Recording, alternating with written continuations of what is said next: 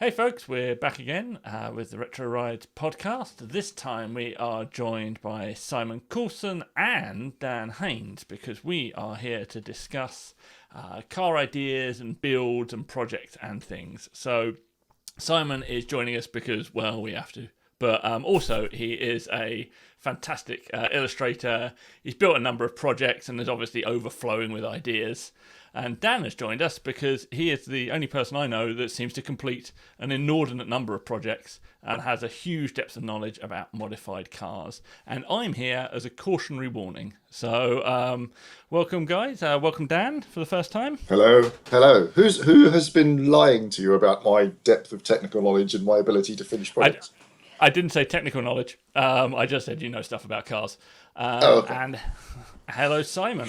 Hello. Dan's selling himself short. The thing is he finishes cars without telling anyone he's even started them or something. It's just he doesn't like to be internet famous, so he builds cars for himself. I think that's his thing. Yeah. It's a thing. Yeah. So, right, where to start? Where to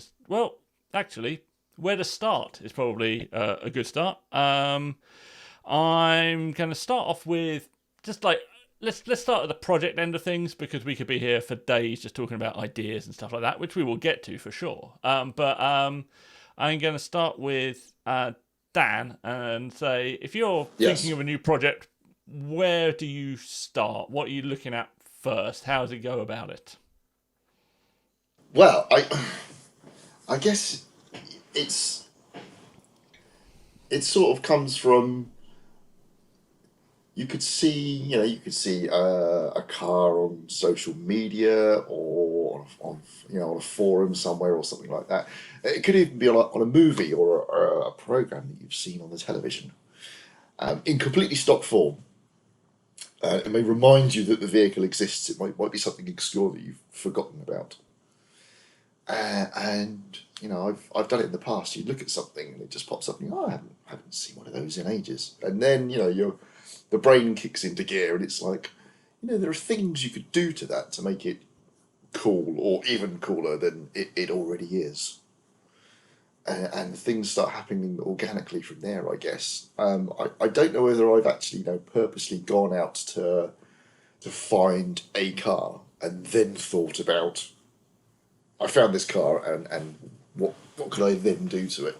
It's sort of almost the other way around. You get a theory about what type of build you want to do, and then think about a car that fits it. So you're sort of doing it arse backwards almost. Yeah, no, that makes sense. Simon, you have a few builds under your belt, but also half a ton of ideas. So where do you start? Do you start with the car, the modification, the style? What are you starting at? It's a different thing because I have to do this kind of as a job. So every month I have to think of a car to build and then build it literally there and then. Luckily, only in illustration form in most time. But I think most of it is like a head full of ideas as well. A lot of the time, there's those rules and unwritten rules, so you can sort of go: is it a cow look? Is it going to be a low rider? Is it going to be somewhere in between? That sort of stuff. And then it's about the best base model. Sometimes the base model is what gives you the idea. Sometimes the idea needs to find something to base it on.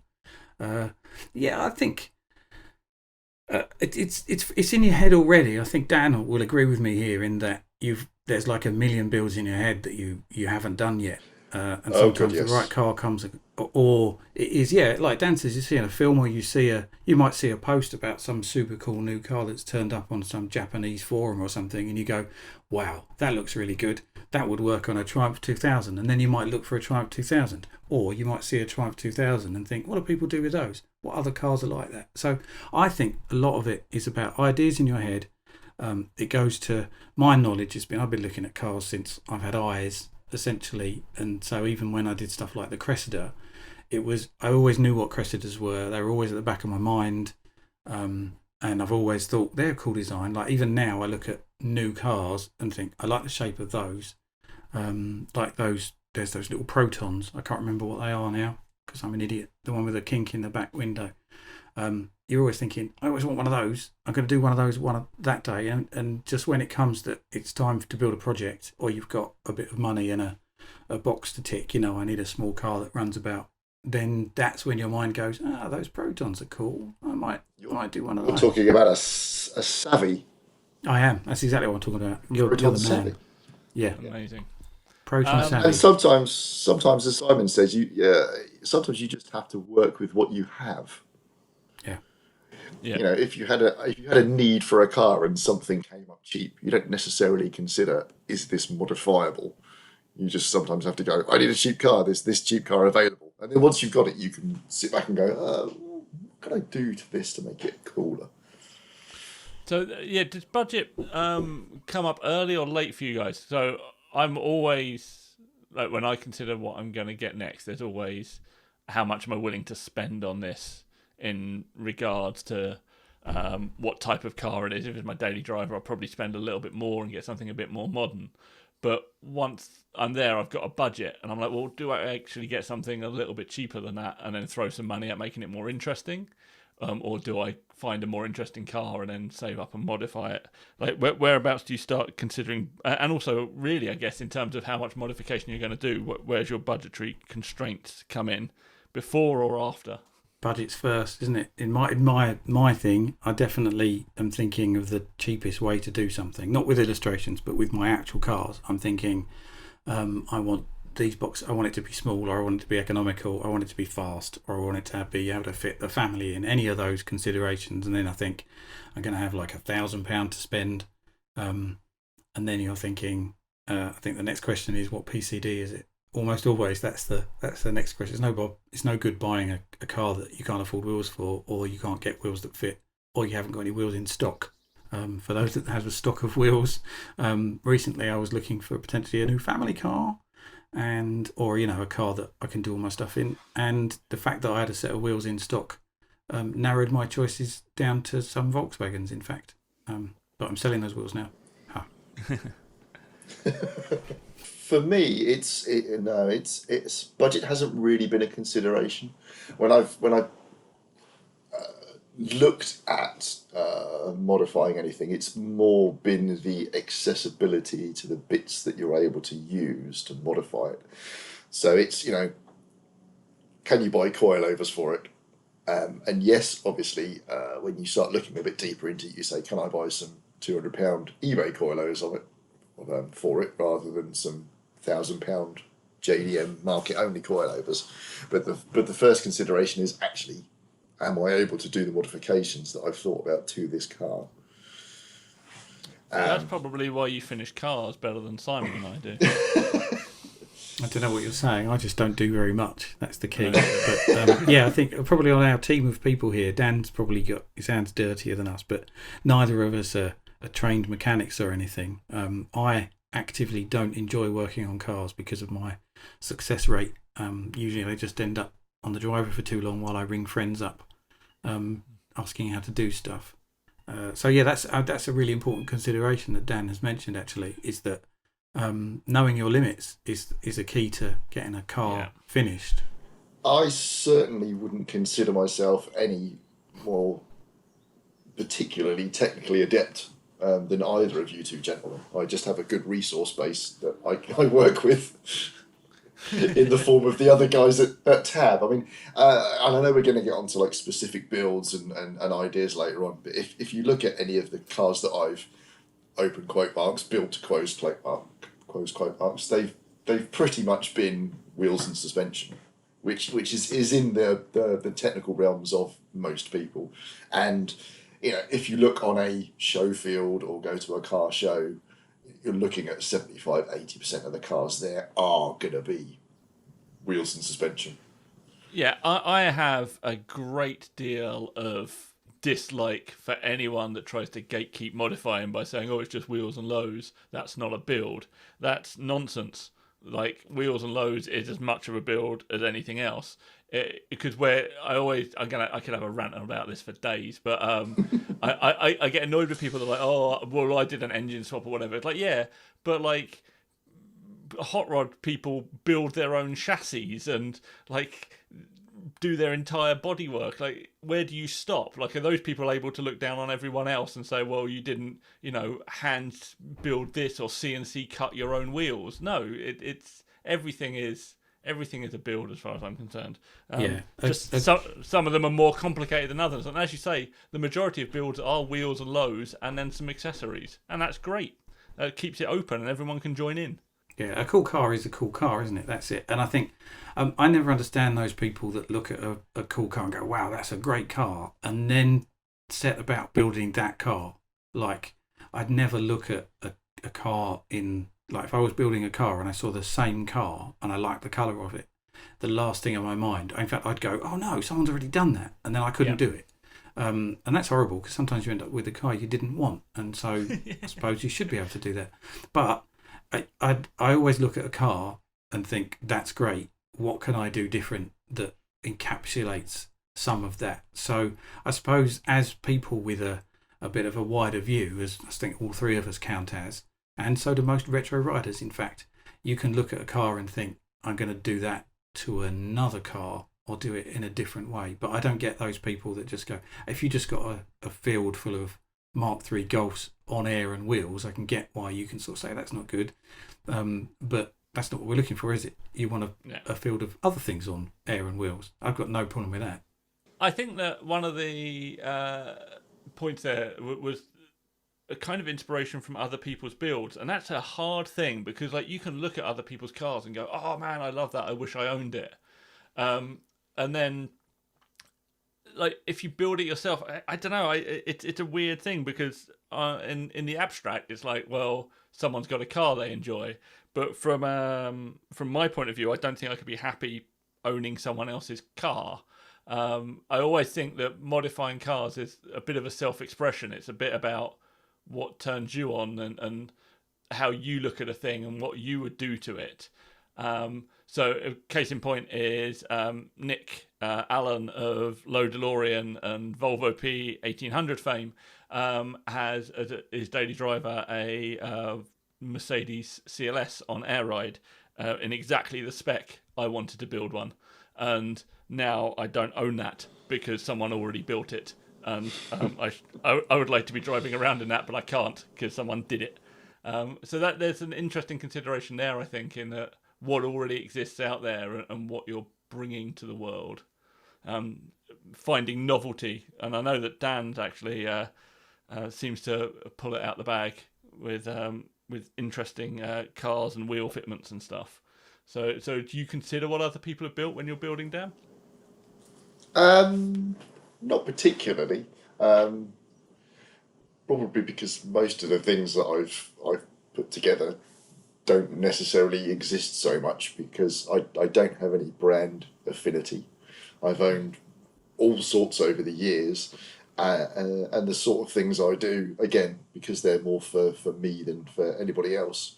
You know, the base model that I've chosen or the modifications that I want to do are also very personal. So it tends not to be something that anybody else has done before, and that's by no way saying I'm any kind of trendsetter or putting myself out there as wacky or unique. It's just, again, I'm just building stuff for me, so it's personal to my own tastes.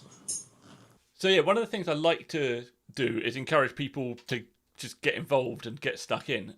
But from actually goes a little bit back to what Dan was just saying. But I mean, the very first time I modified a car was when I chopped my springs, or more to the point, Simon here chopped my springs on his driveway the day before Retro Show in 2006 or something, and it was on my Datsun, which is still my project car. But that's kind of evolved out of all proportionality. But that first step into doing something, I think is quite a big step. So for people that are kind of getting involved or getting into this, where would you start? Knowing what you know now, what would you start with? And I'll start with Simon on this. I would start small. I suppose you know the kind of person you are when you start these things, and some people just amaze me as their first projects. They're just amazingly well finished and stuff. But you know what you want is you want a car that you can use and you can drive, because this is about, I know people like the build, but the people you want to talk to and the other things you want to see are out there at the shows. They're out there at the pub meets and at the cruises and stuff, and you want to be out there being part of it to get in with those people. So I think just a really cool base car, and then make sure that you think about what you're going to do quite carefully, because you don't want, it's not just, stickers and stereos. You've got to have a think, right, I'm going to do these wheels, I'm going to do the suspension, I'm going to cruise it around for a bit and not take it all apart and do an engine swap. I'm sure there's some people that can start with an engine swap, but I wouldn't. I'd get a cool car out and about and decide what you want from it and enjoy it. You've got to be enjoying your hobby, I think. So, yeah, start small and finish it. What do you reckon, Dan? Yeah, I'd agree with Simon there. I think it's don't try and stretch your own abilities. If you're starting out grassroots and this is going to be your first build, by all means have a vision in your head of this amazing car that you want to build eventually, where you're chopping the roof off or swapping in a bigger engine and things like that. But if you don't have any experience of doing that, then yes, start small. Start with something that's accessible. So start with something that has coilovers off the shelf, or even just lowering springs, and start to learn from there. And then once you start building up your confidence in the technical abilities, if for example the coilovers that came off the shelf don't get the car low enough for where you want it to be, then you can start looking at other options, maybe custom building some suspension for it, or modifying some suspension that was meant for another vehicle which gets you that lower stance. Don't try and overstretch yourself. There's no time limit for you to build your ideal car. Give yourself plenty of time and use that time to build up your skills base. And use your first build as an experiment, really, to say, do I understand how this particular thing that I am trying to modify on the car works?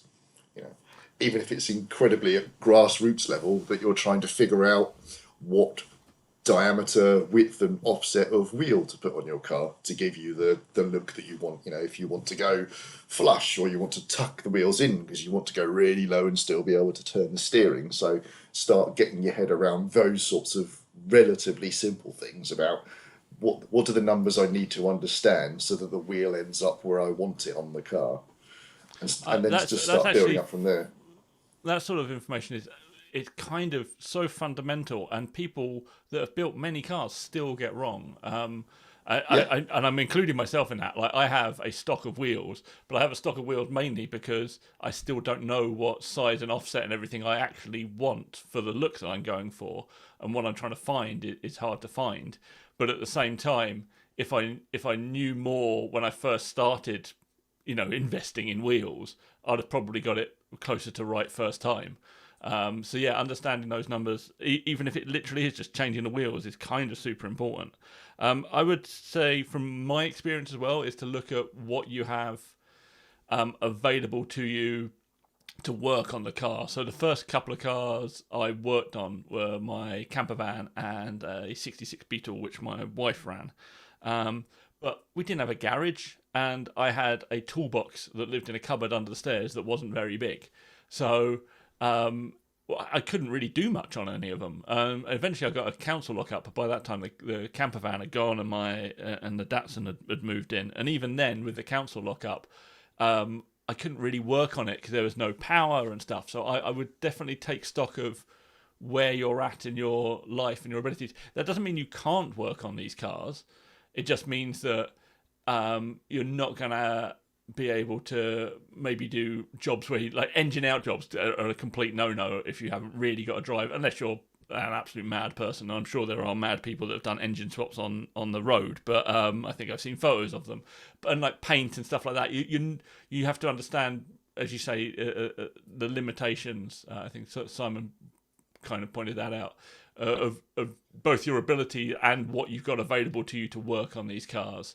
But that's where things like collectors like Tab come along, or when I went round to Simon. So being out and about and finding people can really push forward your first sort of couple of builds, but you need to be out and about to find those people, I guess. Yeah, I think one of the things there is we're talking about you need to think about the space you've got available as well and stuff. We're talking about this being first projects and stuff. We could potentially be looking at some 20-year-old kid, and your car hobby's not going to go well if your mum's saying to you, when are you going to get that thing off the driveway all the time? Or your wife, I suppose, if you're a grown-up. Not the 20-year-olds aren't grown-ups. We're all old here. But yeah, I think that's it. My fear here is that you end up with a stalled project. You end up with a car that you just hate or that costs you money and you're not having the fun out of it. Just going back to what you were saying, David, I can give you a couple of examples. I had a Mark 1 Opel Ascona, and I purchased a Mark 1.8S Opel Manta as an engine donor. And I had no driveway and no garage. And I pulled the engine and gearbox out of the Manta, curbside on the street, wheeled it round to the back of the Opel Ascona and put the engine and gearbox in the boot and bungeed the boot lid shut whilst I was waiting to do more work on it, and it just sat on the side of the road with this Manta engine and gearbox hanging out of the boot lid for about 6 months until the council took it away and crushed it. I've got this story. I've got the same story. I had I've jumped in. I had an HB Viva. Which you read it on the internet, or not at the time, you read in magazines, you can just swap in the 2.3 slant 4, and I thought I'll have some of that. I went out and bought a 2.3 Magnum, parked it literally end of road where there were some shops. I parked it in a shopping parking space, and then left it there until the council took it away. And all I did is nick the Rostals off it once. But yeah, I definitely didn't have the space for that car or the abilities. So a 2.3 Magnum disappeared by the council. So from this story, don't buy General Motors products and leave them on the other side of the road. Or don't buy a chrome bumper Lada 1200 estate that was missing a starter motor. Attempt to tow it home with your friend's Mark 1 XR2. Snap the tow rope and have no other means of towing it back and get that taken away by the council. Yeah. There's an interesting thing there. Again, is your ability to actually get a car home is also quite important sometimes. Yeah, absolutely. If you don't have a friend with a recovery truck, don't go and buy a barn find project where it's got no axles on it, and unless you fancy sort of like renting a van and carting it home piece by piece. Yeah, I've got talking of you leaving a Lada. If we're talking about Eastern Bloc cars, and I don't know the statute of limitations of this, on my old S110R I used to eat drive shafts because of the height, and I was driving along one day, and on the side of the road was an early Estelle with the Tombstone upright lights, and they had the S110R gearbox for the first couple of years, like in conjunction with those lights. I think that's how you can tell the early models, and it had a tow away notice on the window, and I thought, there's my drive shafts, and that rear panel would be pretty cool. And later that night, I got some friends together. We went and collected that car and took it home. So I think we could call that stealing a car. You've stolen a car to modify it. I think what that really is the council were going to take it away, and they didn't. But the owner probably just left it there for the council to take it away, and the council thought the owner would come and got it. So if you're the council or the guy with the Estelle, that was me. And thanks.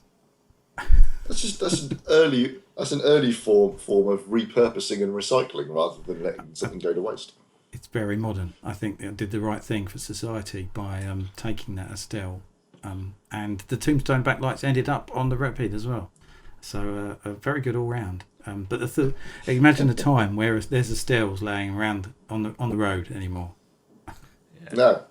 Indeed, my first lowering job was done out in the street as well. I had a Nissan Laurel, and at the time I rented. I was in a house share with a rented room, and there was no driveway, and I had no garage, and so I literally ran an extension lead out of the bathroom window, down across the pavement, across the road to the other side of the road, and then with an angle grinder chopped the springs in situ in the car. Good Lord. People listening to this, do not. Oh yes, I'm not. Is that not how we did your Datsun, David? We did it in situ, but we'd at least like jacked it up and taken all the weight off it, but also you did it, and if you died, I just didn't really care. Yeah, I did use spring compressors to free up the piece of spring we were removing, but that isn't the right way of doing it, obviously. Actually, this brings me on to an interesting thing. So, I've got there's a question which will come up, which is about the hardest jobs on your project, which I will deal with momentarily. But my kind of answers for that, this dovetails nicely, was the first time you do anything. It's pretty much, other than those like really annoyingly hard jobs, it's always quite hard, but those things get easier. So we didn't take apart the suspension properly on the Datsun because we'd never sort of really done that before. There was a point in my life where I was taking that apart in about 20 minutes every few days whilst I was trying to work out what height I wanted some spacers that were in there. And so that went from a job that the first time I did it, one side took me, I think, probably nearly 2 hours because I'd never done it before, had to find all the right tools and work out what I needed to undo, and referring back to the manual and making sure I didn't kill myself or accidentally break a brake line or whatever. But then after a while, I was just whipping apart both sides of that suspension in probably about 20 minutes and putting it back together in less time. So that's an interesting thing, I think, for people, particularly if you're building to begin with, or if you're at that frustrating point in the project where you're doing something and it's just taking forever. Like, that's kind of true the first time you do it, and then it gets easier. So for all you people out there that are at a point of frustration, it does get easier, which sounds like a motivational speech. But what's your hardest job, Dan? Let's start with you this time. What's the hardest job you've done so far that's made you just basically want to cry? The hardest job I've completed so far, the hardest job at the moment is finishing one of my very first project cars that's still 25 years in the making. Yeah. I know because that feeling. What I keep doing is buying other projects and putting them in front of it in the queue. Yeah. Yeah, that's an interesting point. Actually, we should come to that. The not boredom, but like getting distracted by other things. But yes, anything that has had you throwing spanners across the garage. Not so much spanners, and it's something that's so fundamental that people will scoff at this. But I don't know if anybody remembers the very low Seattle Roadster I did about 5 or 6 years ago that came to Retro Rides Gathering in satin red. But it had before we painted it in bright red graffiti paint. What we actually tried doing, because the paint was really badly sunburnt, we tried wrapping a roof in vinyl, myself and Andy Hinks, hardcore. And you would think, it being a relatively flat panel, that vinyl wrapping is easy, right? You see all these people vinyl wrapping really complicated shapes all the time. And we made a complete pig's arse of it, time after time after time. Yeah, I think that's one of those things that's an actual skill that people on the internet, they go, I just pull this across and then I wave a hairdryer at it and it's perfect. And then when you try it, you just want to die inside. Yeah, I mean, literally, we had a whole bunch of attempts of trying to vinyl wrap this relatively flat panel and made a complete and utter balls up of it, and therefore we completely stayed away from vinyl wrapping anything until about 2 weeks ago when I tried vinyl wrapping the Volkswagen badge, the VW badge, on the front of my Up. And I watched lots of instructional YouTube videos, because obviously that's a modern way of learning things, because there's a video for absolutely everything on YouTube. And there was a video of some 12-year-old kid wrapping a Volkswagen badge and making it look very easy. So I tried it, and it went even worse than wrapping a relatively flat panel. Excellent. And many swear words were issued, which attracted the attention of my fellow tab inmates. I think they thought I was having some sort of mental breakdown. Well, you're pretty close. But genuinely, of all the things that I've attempted, that's been one of the hardest things to do so far. Yeah, it's those weird little jobs that sneak up on you. Simon, are you there? You're now here twice. Cool. Yes, I disappeared on one of them, but there is, I'm that good. Yes, I have had. Every job I do is difficult. I think I can take wheels on and off these days, all right, but I fear any job that involves more than that. I have this habit of becoming the greasiest, dirtiest person within moments of doing anything. If I think, I'm going to do some work on the car, I'll open the car door and the door handle will somehow make me bleed. And I don't know. And I think a lot of this is experience and having the right tools and having the time to do stuff, because I guarantee you every job I do will go wrong almost instantly and leave me with no means of getting to the shop to fix it or to buy the part or borrow the thing that I need. Every single job goes wrongly for me. I find it very difficult. I end up calling my tab friends. Well, that's the thing. I find that there's a couple of things to unpack there. But I would say that I have a similar thing. Everything I touch, all the nuts and bolts seem to be seized and all that kind of stuff. And having the right tools to get those undone has been a godsend. And I wish I'd done it probably about 15 years ago. And the other thing is the urgency with which you need a car to work. So a lot of my earlier project cars, so my old Alpha and the VWs and stuff, I needed them to get me to work on the Monday because I only had one car at the time. And now I have a plethora of cars. If something's broken, I'll just use one of the other ones. And it's taken a lot of pressure off, which has given me the space to learn to do more things. But it's also conversely given me the space to not care if they're finished, which is why the Porsche's been in pieces for the best part of 6 months, because it doesn't matter. It doesn't matter if it's in pieces. But really, I should be out there driving it and enjoying it, but I'm not, because it doesn't matter. So I think there's sort of two pressures at play there. But not having the need to have a car working on a Monday morning actually does give you that little bit of leeway to learn a little bit better. So having a project car as a second car is definitely a good thing, I would suggest. Yeah, I think the right tools is a brilliant thing, and it's something I've only learnt recently. There's a couple of times now, because we've got access to YouTube and forums and stuff that we never used to have. You had the Haines manual and hopefully a friend, but now you can look at nearly every job you're about to do on YouTube first, and if there's something that just says I did the this isn't a modification, this is just fixing some brakes, I did the rear brakes on my combo, and I bought a brake windback tool, which wasn't very expensive and came from Amazon, I think, and it transformed the job. I've literally for years been trying to push back pads using all sorts of horrible methods and probably damaging things in the process. And if I'd have spent that, whatever it was, £21 or £15 or something on day one, instead of trying to go around it because I wasn't going to do it much, I'd have saved myself a load of trouble. Simon, was it the old G-clamp and water pump pliers method? Yes, it was just any method I could. It's just the first time I discovered you had to push the pads back, I was in the middle of the job, and then I was probably trying to do it with my tongue or something. I don't know.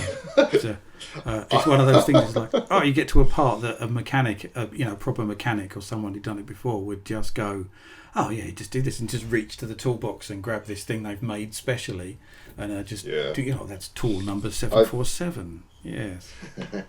I've just thought of another example of, and again, the tab guys, if they're listening to this, are probably screaming at the screen or their phone or whatever.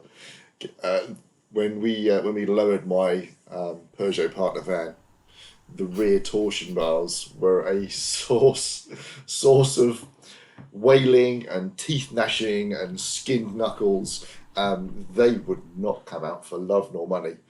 We tried making slide hammers and all sorts, and I think it ended up lasting about 3 weekends worth of separate work just trying to get the torsion bars out the back, and resulted in Philip removing the entire subframe, putting it on its side, putting an enormous amount of heat in it, and smashing them out with the sledgehammer. Bloody hell. I seem to remember I was looking at getting a van. I like to have a van in my life, and I said to Dan, I'm thinking about it. You've lowered a Berlingo, haven't you? This is the research before the project. And I'm thinking, they're all right. That fits the criteria. You've lowered a Berlingo, haven't you, Dan? And he went, yeah. I said, well, what do you reckon? And I think he might have punched me. I can't remember. I definitely didn't buy a Berlingo after that conversation. Ever. Nothing with torsion bars. I will never touch anything with torsion bars in my life again. That's it. I've done this actually harks back to your lowering story and the doing things first. I lowered my first Morris Minor lowering. I had a van, Morris Minor van. I lowered that, and the first side I think took me nearly the whole day, and the other side, because I'd worked out the technique, took me about half an hour, I think. And that's that example of do it one side. The best part of this story is when I let it off the jack, it didn't go down very far, and I'd accidentally raised it. But that's so good. Luckily, it didn't take me long to do it the right way. That's excellent. Well done.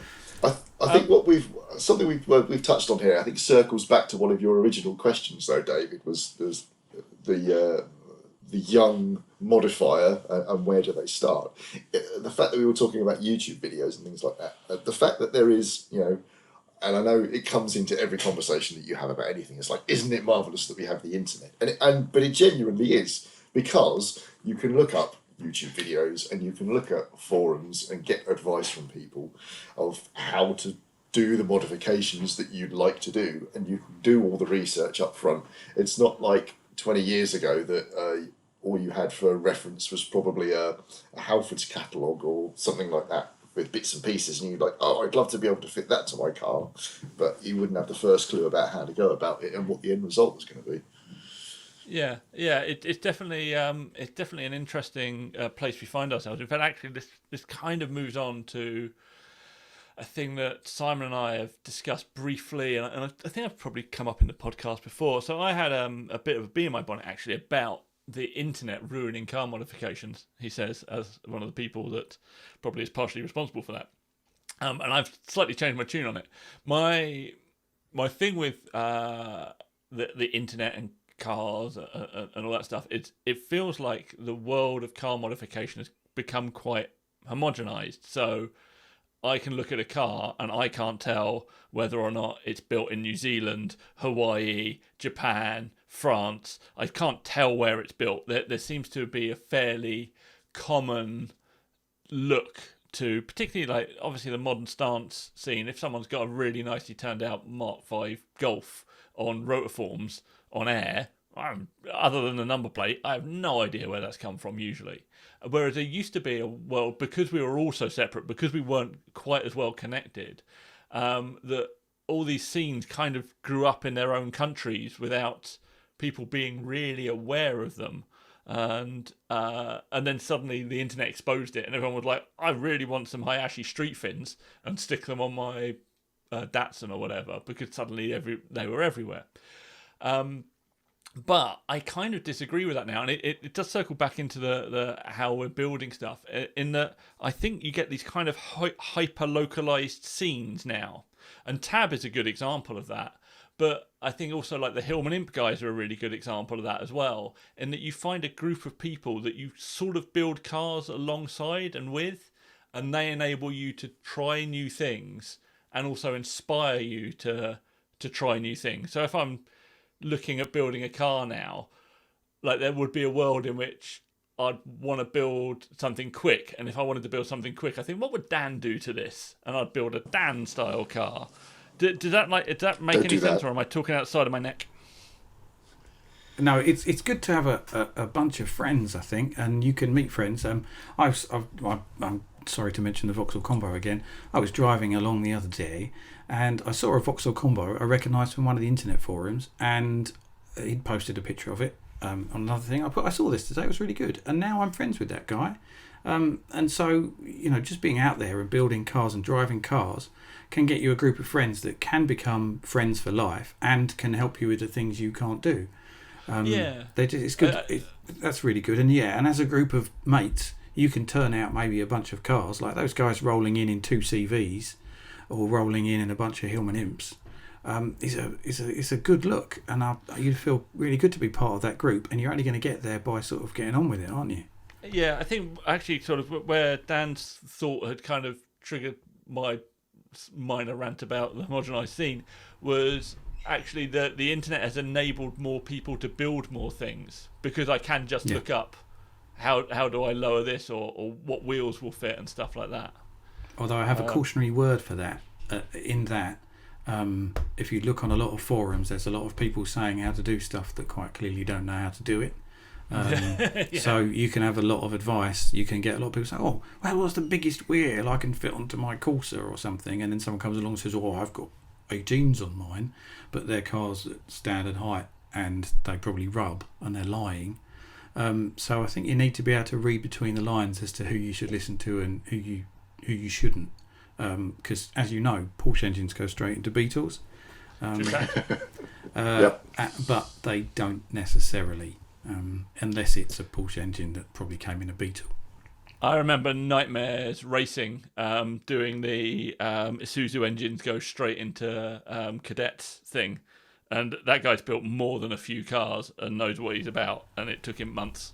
So I don't think straight in is the correct answer. Yeah, sometimes you could drop it in the engine bay. Yeah. Fitting It's in an engine in, bay effectively. and being fitted are two things that are very, very far removed, as I well know. there is actually a almost that sort of cross-contamination of car brands and breeds and stuff.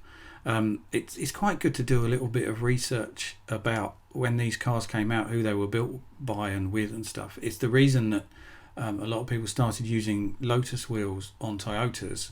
That was, I was sitting there one night looking at not even stud patterns, but just the fact that Toyota and Lotus developed the Supra together, and realising that actually there's quite a lot of parts sharing under that. And I think actually in these days of even more badge engineering than the 70s, you're quite good to sort of go, well, hang on, that car underneath is one of these.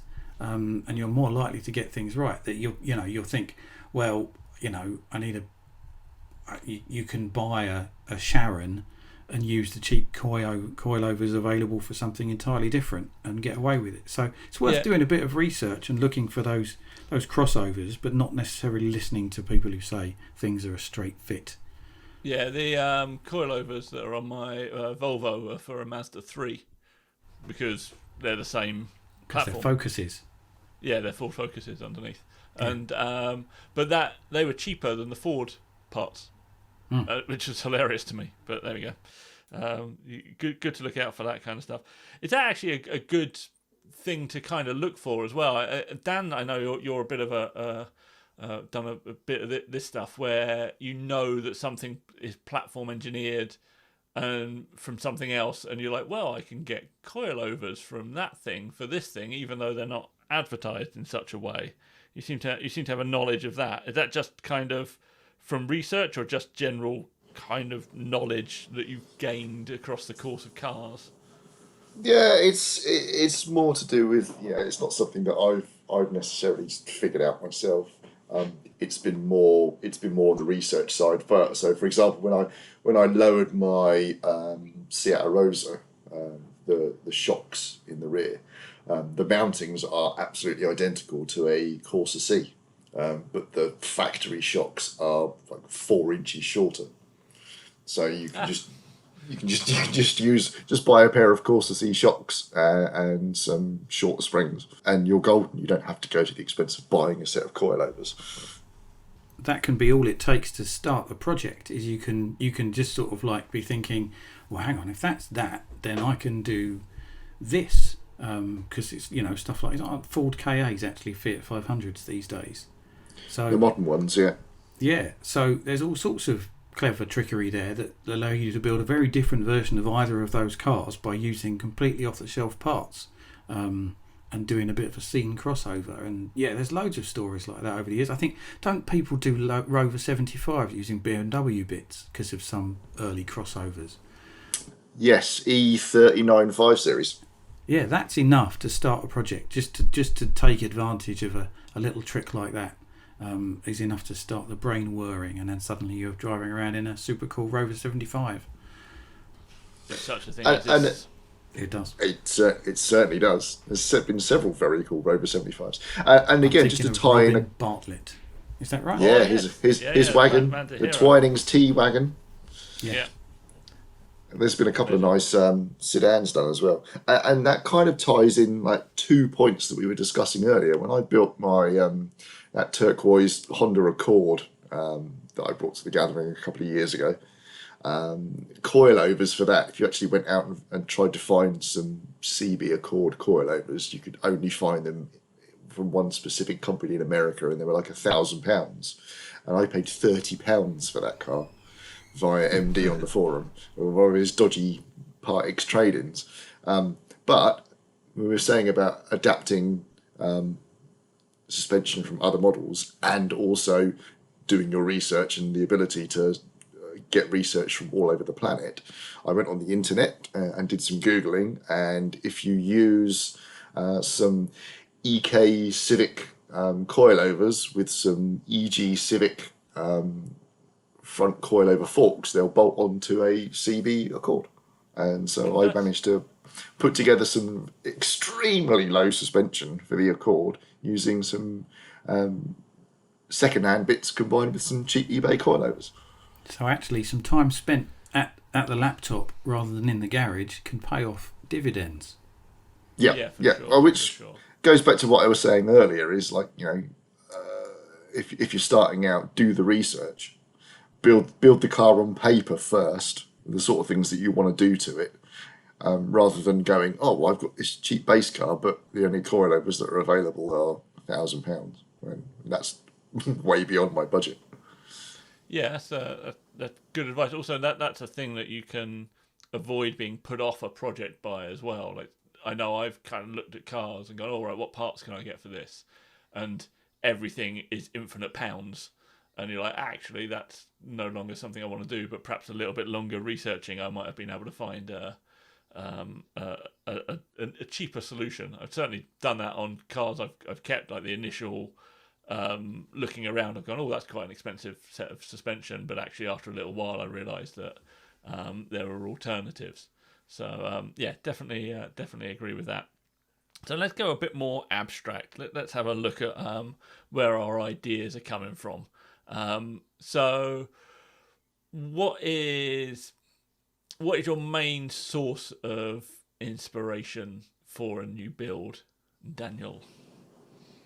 Oh, anywhere I could have dreamt of something. As I said earlier, I could have just spotted a cool, a cool, completely stock car on TV, and then ideas to start popping into my head. Again, it's got nothing necessarily at the time, my dream car, if you want to call them, or the ideas that I come up with aren't based on my own technical ability at all. It's just, look at that. Wouldn't it be really cool if I did X, Y, and Z to that? That would be a really cool thing to drive around in. So are you looking at the shape and comparing it to other things in your head? Is that kind of where you're at, or is it just literally? It's not even that.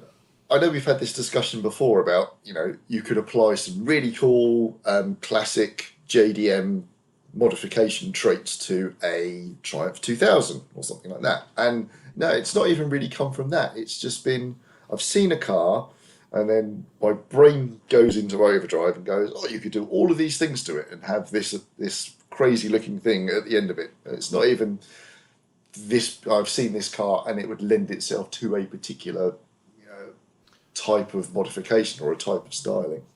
So you're thinking really of the endpoint, which I think is probably key, and the reason why I am a cautionary warning. When I started on the Datsun, I wanted it to be about 19 different things. I wanted it to be a race car. I wanted it to be a street car. I wanted it to be a TS Cup car. I thought about doing engine swaps, and I never had a focused endpoint. Is maybe that the difference, the Dan difference is where you want it to end up at the starting point. Yeah, I think it's, I see a car, I immediately somehow come up with an endpoint. So what it's going to look like in the end, and then I have to consider, okay, but how am I going to get there? It's like, if it needs to be ridiculously low on the floor with enormous wheels, I have to think, well, is this a monocoque or is it a separate chassis? So we're going to have to think about doing a body drop on it, or doing just, something ridiculous about a floor pan swap or something. All of these things which are immensely out of my scope of talent. But you have a resource pool to pull from to assist you in those sorts of things. But yeah, it's not, oh, here's this car, now let's think of the baby steps I'm going to use and then come up with an end product. It's like, here's a car, here's the end product. Okay, is this actually physically possible, or feasibly possible within my scope of the car itself? If I'm trying to fit 24-inch wheels onto a Yugo, for example, well, they're not going to go on. You'll have more wheel than car, but yeah, there's like exactly. But it's like start point, end point, and then think about everything that goes in the middle. Yeah, I think that is. If anybody's listening to this, that's definitely a good takeaway from my own experiences, to know where you want to get to. And actually, this goes back a little bit to the stuff I was talking to Rob Richardson about. Like, when he starts the car, he has this story, or he has this endpoint that he wants to get to. As he's starting it, he's not making it up as he goes along. And I suspect a lot of the projects that get interminably long are partly because the focus isn't there on the end result. It's just about getting the next modification done and the next modification done. So, I'm going to get it low. I'm going to change the wheels. I want it a bit lower. I'm going to redo the interior. And like, none of it sort of hangs together by the time you get to the end point. Whereas Simon, who is a man who surely now has an end point for everything, because he draws them before he starts. So, theoretically. That's not a bad idea, drawing them. Although you kind of nicked, I was thinking what my answer was going to be, and it was actually going to be, as you did, referring to Rob Richardson, because he gave us a little insight into his brain. And I listened to that podcast. If you haven't listened to it, go back and listen to it.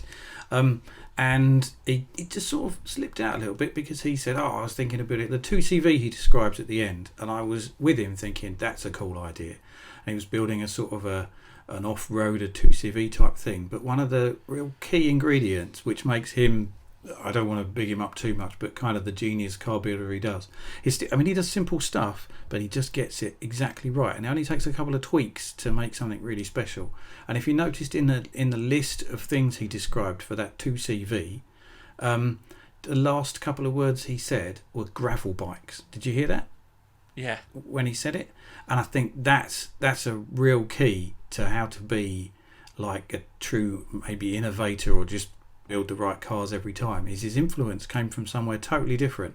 But when he said that, I was like, as someone also who might be considered someone with an ability to think of projects, I just went, and I knew exactly what he meant. And you can just think, hang on a minute, it's going to build that, and suddenly all your colours and your materials have just been handed to you by something completely different. And I like to have a theme for something. I don't like to do the same build, but I like to have, if you're going to dechrome something, then you should properly dechrome it, or have a good balance of stuff. And it's things like that. You just think, well, I'm going to do all the chrome black, and then you do all the chrome black, not leave a bit of it, unless you're being really, really clever. And get your ideas from somewhere else. I think that's a really good idea, even if it's either from another car scene or from something else entirely. I'm not talking about do a Orange County Choppers build where you think, it looks like a helicopter, I'll build it like a helicopter. But to take but to do it subtly, and to literally just go gravel bike in that list of ideas summed him up really well. And I think we could all take a bit from that, even if it's like your favourite colours from something, or just. I've wanted to build a pickup that kind of looks like it should be the transporter for my BMX for many years, just because I like the colours of my BMX, but it's not just the frame colour. There's like lots of little detail colour on my bike, and I was thinking actually that's a really good starting point, not just because it matches a thing I already have, but I'm attracted to that and the colours it is and all that kind of thing. But also somebody probably far cleverer and a much better designer than me has already thought through like the matching and contrasting colours and textures and stuff on that. And I can just take that idea and run with it on another vehicle. It's a very nice idea. Yeah, I think you're bang on there. I did a design for a van that was based on it. In fact, I've done it twice, don't tell anyone. Like a rally burner colour scheme, because it's just sort of iconic. And even that, you think, right, so I'm going to do it as a white car with a blue and a red and a yellow stripe at the back, which just works really well because it's an old race thing. I mean, it's kind of the Vauxhall DTM colours as well. But not only that, when you take that idea and you think, right, okay, so I've got this sort of BMX theme going along, and I'm not going to write BMX all over it, but then if I did some like cool 5-spoke wheels that look a bit like Skyways from back in the day, then there's some BMX guys that are going to go, oh, look what he's done there, it's done a tough burner there, that's really cool. And then some other people are just going to see a great colour scheme. So it's quite nice to merge those things. And now we've just told everyone to build cars like bicycles, and I'm confused. It's not about. But again, it's not a bad thing. But also, you can take somebody else's preconceived color schemes and stuff, and it can improve your ride until you're like confident in the point of right now. I know what I'm doing with my cars, and everything I'm turning out looks great. And I understand a bit more of where I am. Like, 'cause even as somebody that's owned a reasonable amount of cars and fiddled about with most of them, I'm not particularly confident that the stuff I'm building is any good. Because I don't think it is. But I think if I get a few more simple builds under my belt, where I'd taken some of this stuff, I think there'd be a bit more of a confidence in what I'm doing. Did it help, Dan, having had a bunch of rides that you kind of put together quite quickly? And did it give you a bit more... I don't know, a bit more of a swag to what you're doing? I have never had swag in my life. You define swag. I definitely don't define swag.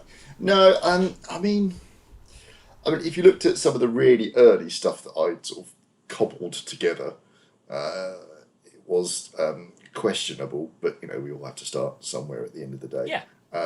I have a relative amount of confidence now surrounding getting wheel fitment to a reasonable standard and setting up suspension and adapting suspension from other things. I still have much more yet to learn that I will learn on the project that I've been working on.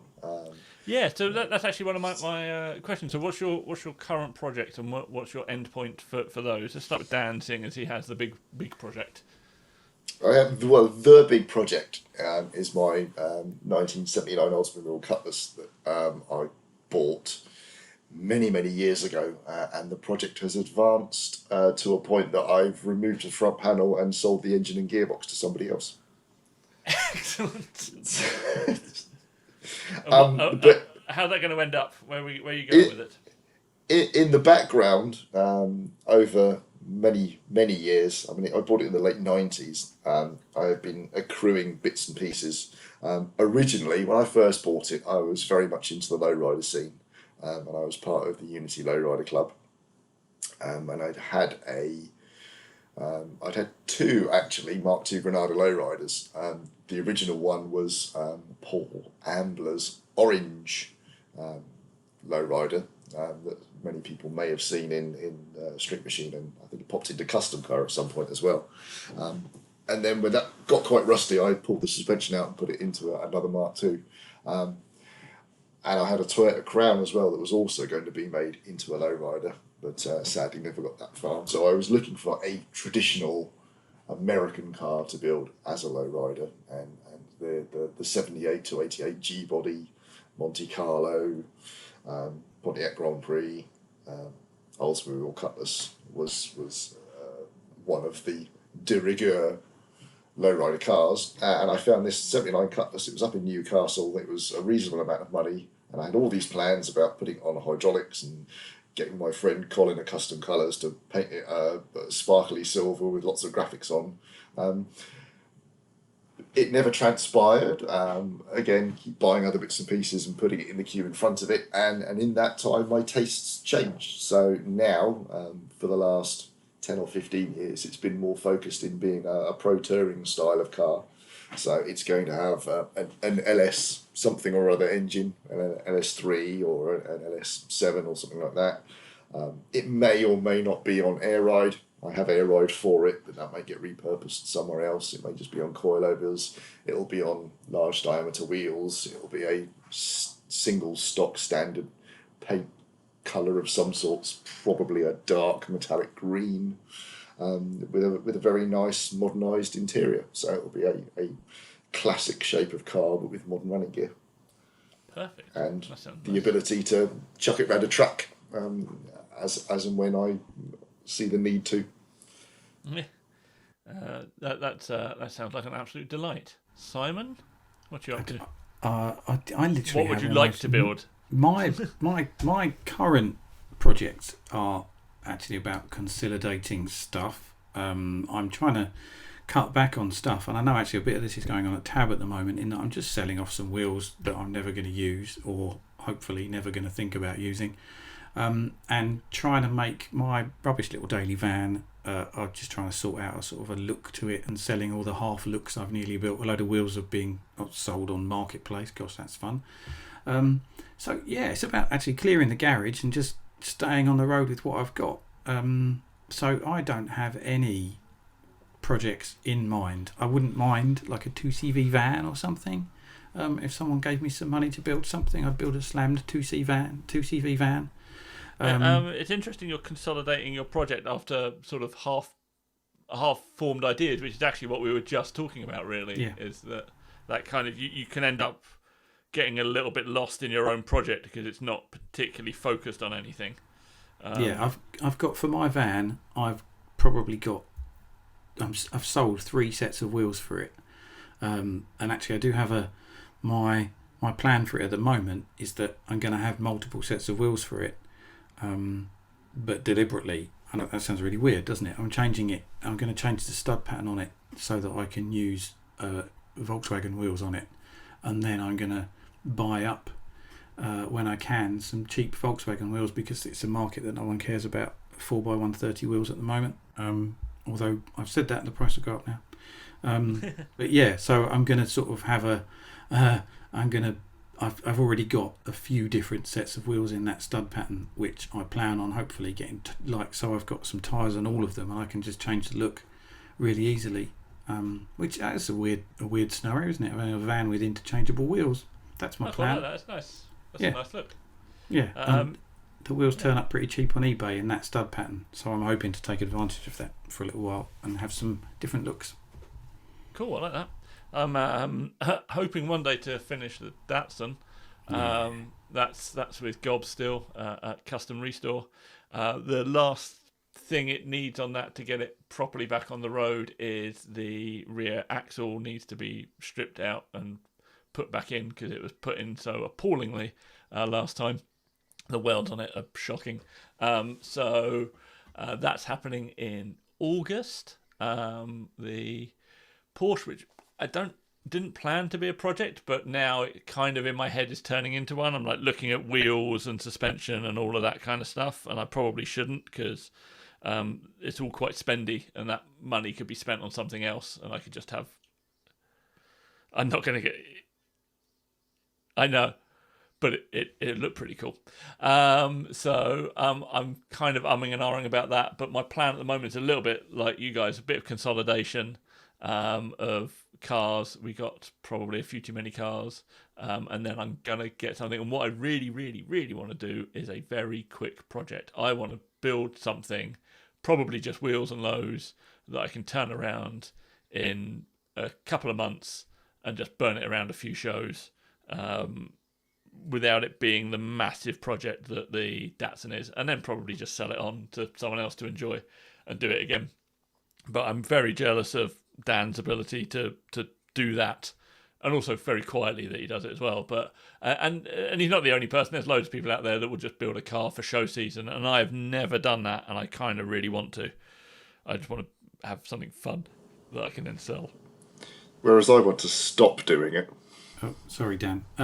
You touched on something very briefly there, where you talked about your project being at someone else's workshop, and I wanted to very quickly say about, if you're building a project, I don't think you should be scared of the people who say, "Oh, built not bought" and all that. If you want to spend money to get your car on the road, bloody do it. If someone told me that they bought some coilovers and took them to a local specialist and had them fitted, I'd be like, your car looks great, mate. I don't agree with built not bought and all that. If you build something, then you're a hero in my book. But if you buy something and don't claim it was your work, then I've no problem with that either. I think. Yeah, the built not bought thing is a weird thing because I think it moved away. I mean, its original definition was from, I guess, in the hot rod scene, in that people would just buy finished rods and take them to shows and collect the prizes, whereas it's now seems to get bandied around by people complaining that someone has taken their car to a specialist to get worked on, like it's a bad thing. It's like, well, I can't do any of the body work on my car, and I certainly can't do. I have no capacity either in time or really ability at that time to get the engine swap done nicely. Turns out the person I originally took it to also didn't have that ability, but there we go. Yeah. But it's not an uncommon thing. So if you're going to take your car somewhere, take it to someone good. And finding that's quite tricky. But I think that the built not bought thing, doing everything in your own garage, unless you're John Beardmore, it don't bloody matter. So just get your car done and get it out there and enjoy it. He says, as a man with a Porsche that's been in the garage for 6 months unused. I think that the built not bought in terms of like buying somebody else's complete project, like as long as you're not claiming you did it doesn't really matter. I think people, it gets a bit dicey when people are like, oh yeah, I built this. And I have heard that about from people that have bought cars to Retro Rides Gathering. Somebody else has bought the car, and then they've tried to tell me that they built it. And I'm just like, no, I know where that came from. I know the person that built it, so you definitely didn't. Dan have a car that got featured in Max Power with the person who bought it off claiming he built it. Is that right, Dan? That was Fast Car magazine. Yeah, it was. I don't know, whether it was just a bit of miscommunication there, but yeah, the ED sedan that I built with the Jeep Cherokee wheels, I sold that and got contacted by Jules, the editor of Fast Car, about 2 weeks after I sold it. So saying, would you like to have it featured? I'm like, I haven't got it anymore, but I'll gladly give you the new owner's details if you still want to feature it. And then it was featured. And the way that the copy read was that I restored the car to a solid condition, and then the new owner did all of the modifications. But I suspect that may have been some mistranslation somewhere. I don't think it was done with any particular venom. Or maybe that's just me being too generous, or the kind person that everybody knows that I am. You are a delight. I'm still, just before you go any further, I've got this alternative universe in my head where Dan is a restorer. It's something making me smile about this flat-capped version of Dan restoring things. It's just really hilarious that he's the kind. Imagine a Dan, not our Dan, but a different Dan that bought old 80s Honda Civics and restored them. I just think that's such a niche market that anyone would do. A flat cap Honda Dan. I like it. I think I'd like that. Honda Dan. Yeah. Honda Dan. Oh, brilliant. That's superb. Right, I'm gonna. We'll wrap up in a few minutes. Future plan, like a little dream project. Someone's given you, I don't know, $3,500. Go and build something. What are you building, Simon? I was alright till you said $3,500. I'm gonna say $3,500. I'm gonna hopefully find an old French van, and I'm gonna lower it a lot and not do much else. Hopefully. In good condition. My aim for that would be to have something that was cool, that I could probably sleep in at shows and didn't cost me much to get there. So I love economy in cars. I know it sounds strange. The idea of spending £20 to get to a show instead of £100 really tickles me a bit. And I'd like to buy whatever car it was that would hopefully have some sort of good look to it. That means I wouldn't have to paint it. So that's my $3,500. Hopefully is getting me a maybe $2,500 knackered Renault 4 van or a really knackered 2CV, and then I'd just lower it ever such a lot and drive the nuts off it. Perfect. There you go. Dan? I'm knowing we were coming into this podcast, I made a list of my dream builds that have been floating around in my head for years. Cool. But they're all kind of quite high budget. And also have skill requirements I still do not possess. But I'm looking down the list. The one that's probably most achievable for for that budget was that I'd always quite fancied building a salt flat style Mark II Jetta. Oh, nice. So very low. Well, if it was in the full remit of scope that I thought about, it would be either a two-door base, or failing that due to availability, chopped into a two-door, and be roof chopped as well in the salt flats theme. But that's probably not quite so attainable for the budget. So let's keep it a stock height four-door Mark II Jetta, ridiculously low, slightly nose down, with salt flats style graphics, and those quite nice salt flat kidney bean style alloys that Moon Eyes do. Not moon discs. I thought you were going to say moon discs. I was so sure. No. No one likes moon discs, Simon. Moon, especially with vinyl on. Oh yeah. God, I said myself, I wasn't even doing it deliberately, and you guys have got me. Damn. But no. The was it the Hallebrand style kidney bean style salt flat style wheel? Yeah. Salt flat specials. So yeah, I think that would be just about achievable for $3.5K. I know Mark II Jettas are going up in value. Yeah, I had when I just posed this question, my immediate thought was an idea that I'm stealing off Simon, because I don't think he's either drawn it, but we had a conversation years ago about taking like a UVA Fugitive and doing it in a full-on Resto Cal style. So properly trimmed, and paint the roll cage like the baby blue type VW colours, and dropped on Fouche or gas burners or something like that. But now I'm thinking about it, I'm not sure you can get a UVA Fugitive for $3.5 grand. So maybe not. Maybe, but that would be my answer. I would look out for such a thing, because they do pop up with like MX-5 engines and stuff a little bit cheaper than the VW based ones. But yeah, I really like that idea of taking something to in an inappropriate direction for what you're actually basing it on. And I think you could roll into Volts World Show and turn a few heads, which I think is quite difficult nowadays. So yeah, that would be my slightly cheaper build, but I would have to probably do most of it myself. So I need to learn to trim seats. Oh yeah. There's I've been looking at getting some seats retrimmed for my daily driver, and that's quite a lucrative market. I think if you can get into trimming seats and have the ability to do so, it's quite a good career to have.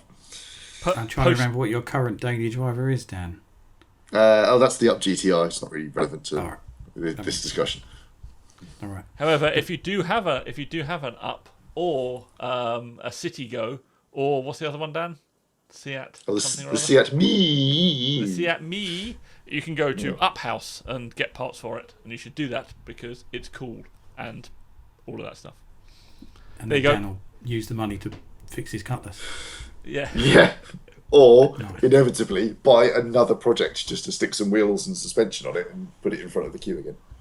Yeah, quite. Get distracted by something else. It's always the way forward. So, how about the we've talked about that if we had the $3.5K budget. What's folks' money no object dream build? Well, you know mine. Everyone knows mine, don't you? Do we? Yeah. Does it's the entire? It's the what? It's the Prevla. It's an egg-shaped Toyota Previa with as much of a Tesla I could fit underneath that I could. It is essentially a very fast, very economical Toyota Previa, the best car ever. Thank you very much. That's it. Nice. Thanks. I'm going for probably a Di Tommaso Pantera, because they're my very favouriteest car in the whole world. Early shape. And probably it's not even like a gentleman cafe racers look, because it's somebody that can afford a Di Tommaso Pantera, but like all of like retrimmed biscuit interior, probably bin the engine, and I know it's fairly obvious, but LS it because they're obvious because they're good. I don't want to go insane. I don't want like 1,000 brake horsepower. It just has to be like super usable. Power steering, proper resto modded Di Tommaso Pantera, really.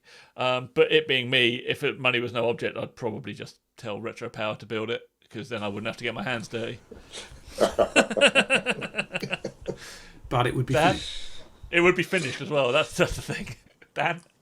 If I extract one from my list that has been on my mind for many, many years, it would be a Wolseley 2200 straight 6 land crab, completely stock appearance on the outside, in gloss black with all the chrome and the bright work, but on air suspension and large diameter billet wheels with a nice oxblood red interior. Ooh, nice. Oh, yeah, that sounds very exciting. I like that. I'm gonna go build it now. Yeah. Sell all my stuff and just build Dan's project. He's going to go on all the land crab forums and see how everyone's lowered theirs. Yeah. This is what we should do. I should build Simon's Volvo 480. You can build my land crab, which means Simon now has to build one of your ideas. I've got to build the De Tomaso. I can't build the Volkswagen because that actually was my idea. So if I built the Fugitive, I'd have been building my own car, and that's cheating. So I've got to build the De Tomaso. I feel like I might have got the raw end because I really got the short straw there. Give me 5 minutes on eBay. I'll come up with another idea. I just look at what's available and go, yes, that's what we need.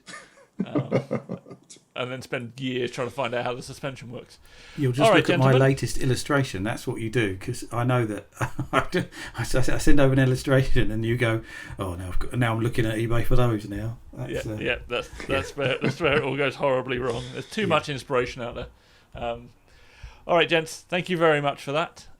We will be back in the future with other stuff. I am enjoying the conversation, so if you enjoyed these conversations, tell us, because we will do some more of them, as well as more interviews and stuff. So thanks, Dan. Thanks for joining us. Thank you.